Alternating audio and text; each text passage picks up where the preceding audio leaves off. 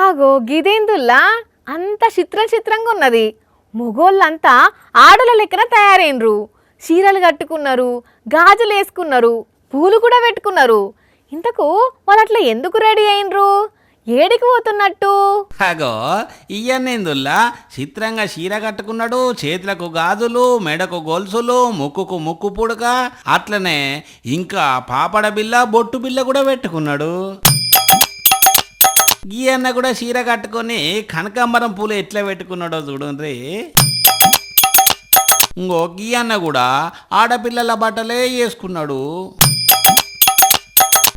ఇదేం వింతుల్లా, ఈడ మగపిల్లగాన్లంతా ఆడపిల్లల లెక్కన ముస్తాబాయి పూలు పండ్లు పట్టుకొని డప్పు సప్పుల నడమ ఏడుకో పోతున్నారు అని అంటే ఇదంతా హోలీ సాంప్రదాయం. ఇది కర్నూలు జిల్లా అదోని మండలం సంతేకుడ్లూరు. హోలీ పండుగ అప్పుడు ఇట్లా మొగోళ్ళు చీర కట్టుకొని రైక దొడుకోకపోతే అరిష్టం పడుతుందని వీళ్ళు నమ్ముతారట. అందుకే వీళ్ళంతా చీరలు లంగా ఓనీలతోని ముస్తాబైనరు. ఇది ఎప్పటి నుంచో ఉన్న ఆచారమాట.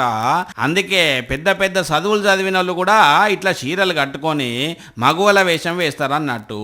ఇక ఈడ ఇట్లుంటే యూపీలా చెప్పులతోని కొట్టుకుంటున్నారు ఎందుకో. అయ్యో ఇదేం చిత్రం అంటే బచ్చగావుల హోలీ రోజు ఇట్లా చెప్పులతోని కొట్టుకునుడు అక్కడ ఆచారం అన్నట్టు. ఇట్లా చేస్తే దుష్ట శక్తులు పోతాయట. ఇట్లుంటాయి అన్నట్టు ఆడాడ కొన్ని కొన్ని ఆచారాలు.